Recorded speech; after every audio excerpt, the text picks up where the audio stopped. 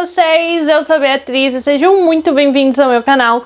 No vídeo de hoje a gente vai comentar sobre a terceira temporada de Outer Banks, que finalmente está entre nós. Saiu no dia 23 de fevereiro na Netflix, então a gente vai comentar sobre tudo no vídeo de hoje. Então se você também for um fã de cultura pop, se inscreve aqui no canal, ativa o sininho para você ficar por dentro de todas as novidades que a gente está tendo nesse ano de 2023. Deixe seu like aqui nesse vídeo também, que me ajuda bastante. Assim o YouTube recomenda o meu vídeo pra minha gente, dá pra trazer cada vez mais vídeo pra vocês. E também me acompanha lá nas minhas redes sociais, que o conteúdo é bem parecido com o que eu trago pra vocês aqui. E eu tô sempre atualizando vocês com as datas dos filmes e das séries mais aguardadas do mês. Então roda a vinheta aí pra gente falar de Outer Banks.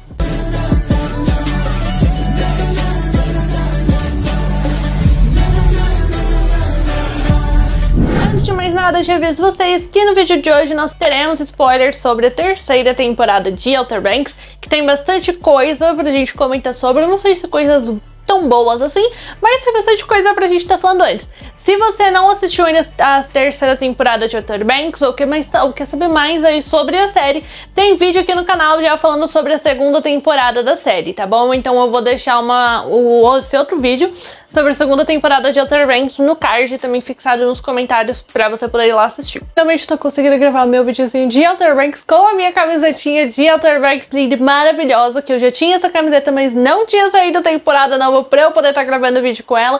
Então hoje finalmente veio aí a minha realização de poder falar de Outer Banks com a camiseta de Outer Banks. Bom, gente, nessa terceira temporada de Outer Banks, eu acho que não vai ser não é a premissa dessa terceira temporada, ela não tem nada de muito inovador, né? A gente vai ver o que aconteceu com os Pogues depois que eles fugiram do navio que eles estavam roubando lá a Cruz de Ouro, né, que pertenceu à família do Pope, enfim. E aí, então, depois que eles acabaram não conseguindo roubar, eles fugiram ali de barco e acabaram em uma ilha. Então a gente vai ver um pouquinho como é que tá a vida deles na ilha e enfim. E depois disso a gente vai logo partir para uma nova aventura em que os Pogues vão estar atrás de um novo tesouro, né, que assim, não é nada mais nada menos do que simplesmente o lugar de onde saiu todos os tesouros que a gente viu até essa temporada, né? Tanto o ouro do Royal Merchant quanto a cruz lá de ouro, elas saíram, esses dois tesouros saíram do mesmo lugar, que foi do Eldorado, que é nada mais do que uma cidade de ouro. Então nessa temporada eles vão estar tudo atrás aí em busca dessa cidade de ouro. Então, como deu pra perceber, não vai ser mesmo que a mesma premissa de tudo, né? Nós temos novamente eles aí atrás de tesouros, né? Basicamente é isso. Que assim, na verdade, isso que é o objetivo, essa que é a questão aí, é sempre a trama principal em Outer Banks, mas enfim. Bom, então o que eu gosto aqui em Outer Banks, pelo menos o que eu gostei nessa terceira temporada, é que eles não ficam enrolando pra resolver algumas coisas, sabe? Então, como eu falei pra vocês logo no primeiro episódio, a gente descobre como que onde eles foram parar depois que eles fugiram do navio, que eles acabam em uma ilha. Inclusive, essa parte aí parece Lagoa Azul, lá que os dois acabam fugindo do navio e, enfim, acabam se perdendo, acabam ficando em uma ilha deserta. É a mesma coisa que acontece aqui, só que acontece com várias pessoas, né? Acontece com 6 jovens, que são os Pogues. E aí, logo em seguida, a gente vê, assim, um pouquinho de como que estava sendo a vida deles ali na ilha. Então algumas coisas que eles tiveram que começar a aprender. Inclusive a gente vê que não estava sendo nada fácil pra Sarah, né? Toda hora que ela via qualquer coisinha ali no mar, ela achava que pudesse ser o pai dela ou o Rafe atrás pra procurar ela, pra salvar eles, e enfim, e no final das contas não era. E a gente sempre viu o John B falando isso pra ela: Sarah, não pira, não é seu pai, não é o seu irmão, não tem ninguém vindo atrás da gente. Então, a gente começa a temporada vendo isso daí e logo eles também já resolvem isso e a gente já começa a ser introduzido, acho que o trama principal dessa temporada, acho que dá pra gente falar desse jeito, em que aí então eles já começam a introduzir sobre o Sting, que vai ser o grande vilão dessa temporada, eu acho que dá pra gente falar assim, porque até, assim, eu acho que ele é o primeiro grande vilão que a gente tem na série inteira de Outer Banks, né, porque sempre quem foi o vilão, tanto do primeiro, tanto da primeira quanto da segunda temporada, sempre foi o pai da Sarah, né, então, como ele que era o vilão entre aspas, mas como ele que tava ali atrás do tesouro, tinha essa coisa de vez em quando meio sentimental, sabe? A gente sempre via ele o personagem dele meio que num limbo, né? Ele nunca era totalmente mal e nunca era totalmente ruim. Ele nunca era totalmente mal e também não era totalmente bem, né? Ele ficava aí no meio do caminho. Então essa é a primeira temporada que a gente tem um grande vilão, né, que não tem nada de ligação sentimental com nenhum dos nossos protagonistas. Só que eu não sei. Eu acho que essa parte do Sing, ela deixa um pouco a desejar. Porque assim, como eu falei pra vocês, é a primeira vez que a gente vai ter um grande vilão. E a gente vê que o Sing, ele é muito poderoso, né? Porque ele é muito rico, ele conhece gente em literalmente todos os países do mundo. Tanto que eles acabam fugindo, aí eles acabam... É na Venezuela que eles acabam? Eu não lembro qual é o país que eles acabam lá encontrando com o Sing. Honestamente falando pra vocês, eu não lembro que país que é aquele. Mas enfim, eles acabam lá, que aí quando é apresentado o Sing, e aí a gente vê que ele é muito poderoso. Enfim, quando vai pra Outer Banks, a gente vê que ele também tem contatos em Outer Banks. Então assim, ele realmente é uma pessoa muito poderosa, uma pessoa com muito dinheiro. Só que eu acho que tem um momento ali, um pedaço da temporada que perde essa força toda que o personagem tem, ou essa coisa toda de ele ser muito poderoso. Porque a gente vê ali que aquele pedacinho, depois que o John B encontra com o pai dele, que eles começam a ir atrás, só o John B e o pai. Eu tenho várias coisas pra falar desse momento da série, desse momento da temporada, mas eu vou chegar lá, vou discutir com vocês melhor sobre isso. E então, como eu tava falando pra vocês, aí quando chega nesse pedacinho, o Sing nunca mais é citado, o Sing não aparece, sabe? Ele fica meio que esquecido no churrasco, então você acaba esquecendo do quão poderoso o Sing é. E aí quando ele volta a aparecer lá no final da temporada, ele já não te causa tanto impacto quanto ele tava causando dele lá no comecinho, entendeu? Logo que ele aparece, enfim. Então eu acho que o personagem do Sing, ele perde um pouco de força nesse meio. Tô esperando muito, honestamente, o reencontro do John B com o pai. Eu queria muito ver isso, porque... dava pra ver, né, gente, que o John B, ele sentia a falta do pai dele, obviamente, que ele ia ser uma coisa muito grande, o John B descobrir que o pai dele tá vivo, enfim. E ainda, a maneira como ele descobre, eu achei uma maneira lindíssima, que ele descobre com o sino que o próprio pai dele tá tocando lá, que era o jeito como o pai dele chamava ele pra almoçar, né, pra voltar pra casa e enfim. Então eu gostei muito, achei uma maneira muito bonita de causar o reencontro dos dois.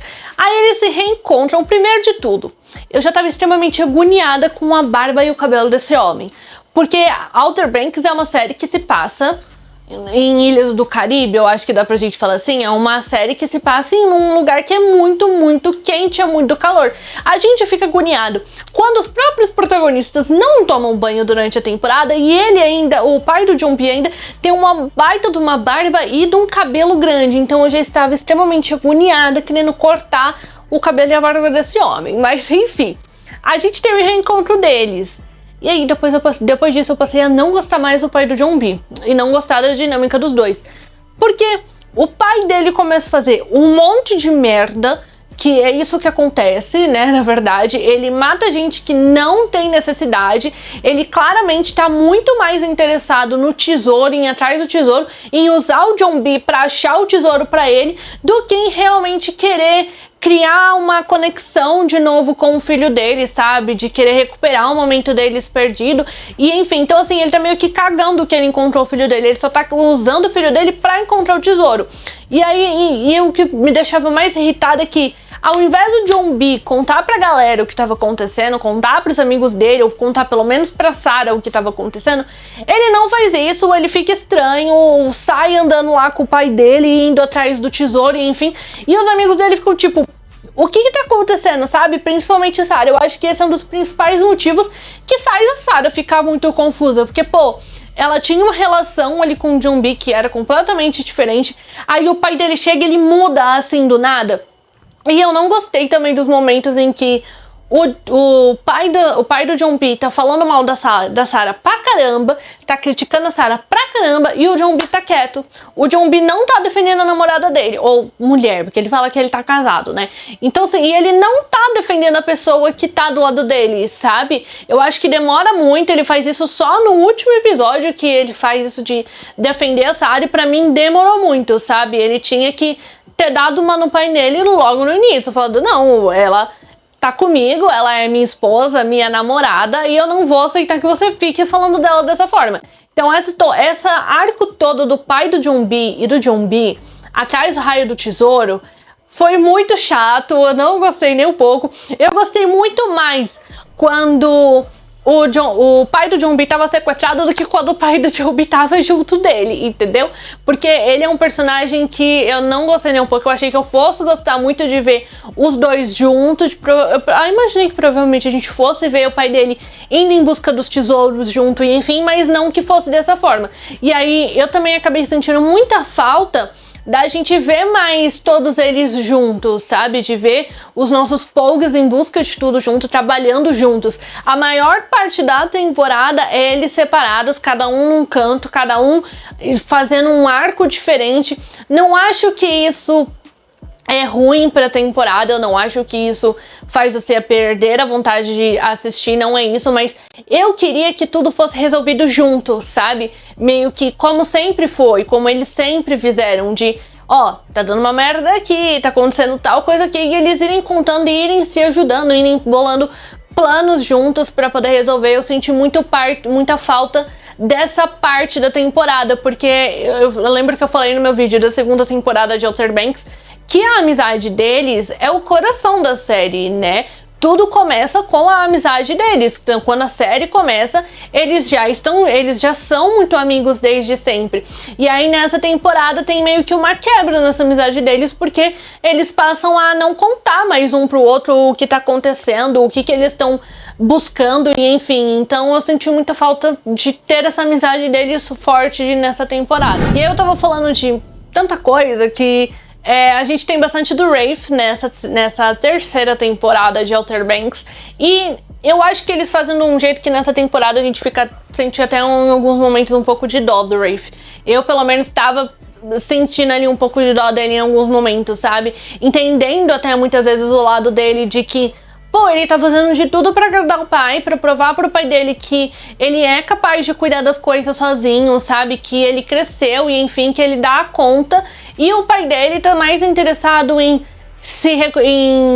recuperar a amizade com a Sarah, em recuperar o amor da Sarah, enfim, a confiança da Sarah, do que dar atenção ali pro Rafe, pras coisas que ele tá fazendo. Então, eu fiquei muito sentida, assim, com ele.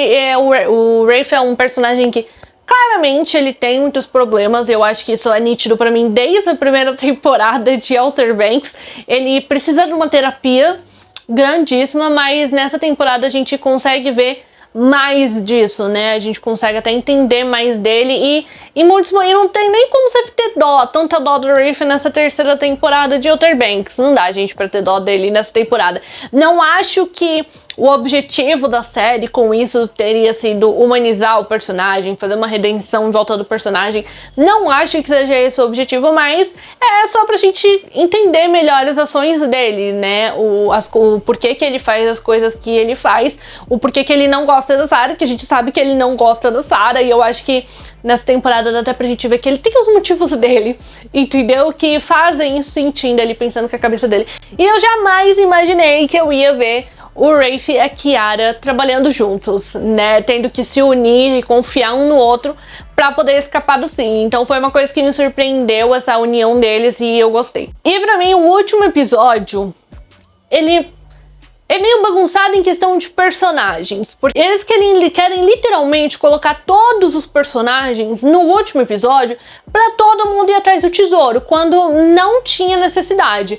Porque vamos falar a verdade, o que o JJ, a Kiara, o Pope e a Cleo foram fazer na ilha? Não tinha necessidade.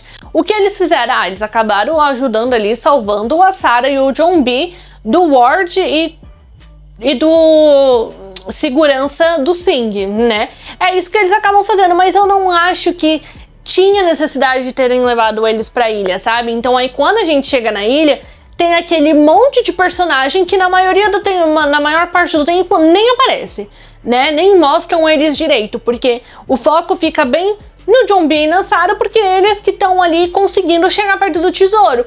Inclusive, esse tesouro, a hora que falaram assim, todo mundo que vai atrás desse tesouro não acaba não voltando, tem um teste e não sei o que. Eu falei, isso aqui virou Aladdin. Porque no Aladdin que é assim, né, pra você poder pegar lá a lâmpada mágica, tem que passar por teste, né, não sei o que tem aquele monte de ouro no caminho, e se a pessoa tem que resistir a não pegar, e enfim. Então eu olhei e falei, isso aqui tá parecendo um Aladdin. Mas ok, a gente continua, a gente abraça e daí continua. E no final das contas, não tem motivo, sabe, para as pessoas terem morrido se a gente for analisar. Porque eles não passam por teste nenhum, eles só descobrem as charadas que foram dadas, né, do caminho de onde estava o tesouro. Mas quando eles chegam lá, eles conseguem pegar o tesouro lindamente, o ouro, jogar na mochila e ir embora. O que acaba acontecendo é que tem o Sing atrás, tem o Ward atrás, enfim. Mas se não tivesse eles tinham ido embora dali numa boa. Então eu acho que faltou alguma coisa de por isso que as pessoas morriam, sabe? E eles passarem no teste. Eu acho que faltou isso. Eu tava esperando muito isso de olhar e falar, beleza, qual que era o teste que tinha aqui? E a gente não tem teste nenhum. Então é uma coisa que é jogada em cima da série. Não sei pra quê, honestamente falando, não sei pra que é feito esse mistério todo de teste se no final das contas não tem teste nenhum. O que é bom nesse último episódio é que a gente tem a morte do pai do John B e do Ward. Eu sei que eu não gosto de desejar, não é bom a gente desejar a morte, a gente ficar feliz com morte nem de personagem, eu sei disso. Mas assim, pelo menos essa história aí de pai do John B, pai da Sarah foi resolvida, né? Pra próxima temporada a gente não vai ter mais eles, então provavelmente toda a questão aí a questão de história acho que deve começar tudo do zero, né? Sem ter mais nada a ver com todos os tesouros que eles foram atrás nas últimas temporadas, sem ter a ver também com o pai dos dois. Então eu gostei que dá meio que uma encerrada nesse ciclo e aí provavelmente a gente deve começar essa parte de tesouro tudo do zero na próxima temporada. Bom, agora que a gente já falou, acho que do principal dessa temporada, né, que é essa parte de tesouro e enfim, vamos falar das outras coisas que a gente teve nessa temporada. E acho que uma das primeiras coisas que eu tenho que comentar é que eu não gostei da Sarah traindo o John B. Não gostei mesmo. Ai, gente, eu fiquei tão triste por ele, de coração. Então, inclusive, eu adorei que o John B desceu a porrada no Topper, tá? Eu achei maravilhoso, quebrou a cara dele mesmo. Daí, se ele fosse preso, entendeu? Tava gostando do John B naquele momento? Não tava, mas na hora que ele quebrou a cara do Topper, eu gostei bastante dele. Então eu agradeço ele por isso e passo um pano, inclusive, porque ele fez. Eu não gostei do negócio da Sarah trair o John B. Eu acho que eu gosto da questão dela tá muito confusa do que ela é. Se ela é uma Cook ou se ela é uma Pogue. Porque a gente sabe que desde o início de Outer Banks tem toda essa questão de Cooks e Pogues. Porque desde quando você nasce ali em Outer Banks, eles já meio que determinam se você vai ser um Cook ou um Pogue pela quantidade de dinheiro que você tem. É basicamente essa a questão. E na família que você nasce. Que, inclusive, os Pogues, eles são muito mais legais, tá? Tenho que falar. Por isso que eu tenho minha camisetinha aqui de Pogue, porque eles são muito mais legais. E, enfim, então eu acho muito legal eles ter essa confusão na cabeça da Sarah de o que eu sou, né? Eu nasci uma Cook, mas será que eu ainda sou uma Cook? Então a gente tem todo esse questionamento dela que eu gostei bastante, mas eu acho que não tinha necessidade de, por ela estar confusa, ela trair o John B, tá? Isso aí eu não apoio. O John B fez muito bem de na hora que ele descobre, ele olha e fala: a gente acabou aqui então, né, querida? Porque só porque ele tava com o pai dele. Tudo bem que o John B também podia ter contado o que tava acontecendo, né? Vou bater nessa tecla até o final do vídeo, que ele podia ter contado o que tava acontecendo. Mas mesmo assim, não é porque o John B tava com o pai dele que a Sarah precisava trair o John B. Não tinha necessidade. Então eu gosto muito que, mesmo o Chase e a Madeline não estando mais juntos, né, que eles conheceram na série, quando eles gravaram a segunda temporada, inclusive eles estavam namorando fora da série também, né, na vida real, e depois eles terminaram, e eu não sei eu acho que quando essa terceira temporada foi gravada, eles não estavam mais juntos, mas é impressionante como eles conseguem ser profissionais, gente, tudo bem. O Chase já tem 30 anos, né, então ele tem que estar sabendo ser profissional, mas você vê que eles têm química mesmo assim, sabe? Não perdeu o encanto todo do casal. Eu queria que tivesse tido mais momentos dos dois juntos, não nego, mas eles continuam sendo um casal muito, muito fofo, que eu gosto demais. Só não gosto tanto quanto de JJ e Kiara, que finalmente veio o arco todo deles dois. Eu acho que demora. Acho que tem um pouco de enrolação em cima deles, eu acho. Mas a verdade é que o casal aqui tava todo mundo esperando pra essa temporada, né? Principalmente com o filme, com tudo que aconteceu na segunda temporada. A gente teve uma aproximação muito maior deles. Tava dando pra ver que ia rolar alguma coisa entre os dois desde a segunda temporada.